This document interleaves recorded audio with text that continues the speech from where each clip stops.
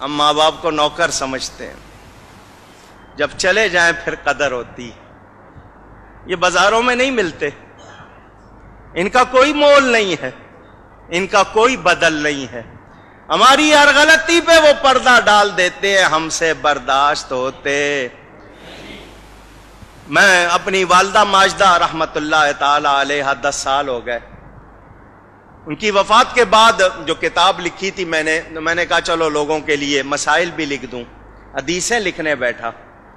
پہلی مرتبہ اس موقع پہ میں نے وہ حدیث پڑھی، اتفاق سے اس سے پہلے میری نظر سے نہیں گزری تھی.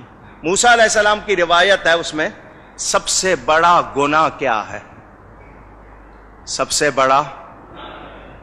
بڑا ہم سمجھتے ہیں کسی کو قتل کر دینا، غیبت کر دینا، زنا کر لینا، شراب پی لینا ہے، ہم تو اس کو سمجھتے ہیں. اس حدیث میں تھا سب سے بڑا گناہ یہ ہے ماں باپ بلائیں اور میں کہہ دوں میرے پاس ٹائم نہیں ہے. یہ سب سے بڑا گناہ.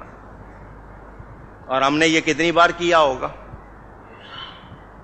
ہم تو آرڈر چلاتے، ماں کو کہہ دیں گے صبح اتنے بجے مجھے ناشتہ چاہیے، میرے کپڑے چاہیے، میرے دوست آ رہے ہیں، یہ پکنا چاہیے. ماں یہ نوکر ہے. اگر باپ آپ کی کو کرے تو آپ کہتے تو نے کیا کیا؟ تیرے باپ نے بھی تو تیرے ساتھ کیا تھا. یوں آگے بات کرتے ہیں. یہ گھروں میں خرابیاں اسی لیے آئی ہیں کہ تربیت.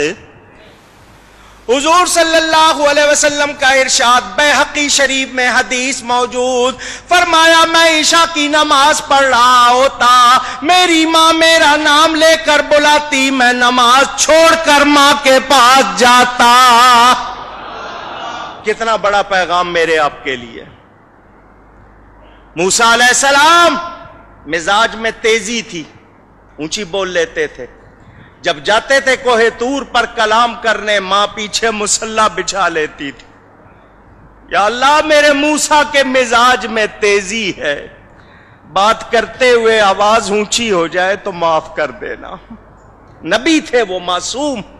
ماں ہوتی ہے، دعا کر رہی ہے، ماں کا انتقال ہو گیا. موسیٰ علیہ السلام طور پر گئے، غیب سے آواز آئی آج ذرا ہوش سے بات کرنا، پیچھے دعا کرنے والی نہیں بیٹھی. اب پہچانو ہمارے گھروں میں بے برکتی اسی لیے ہے کہ ہم نے ماں باپ کی قدر بھلا دی.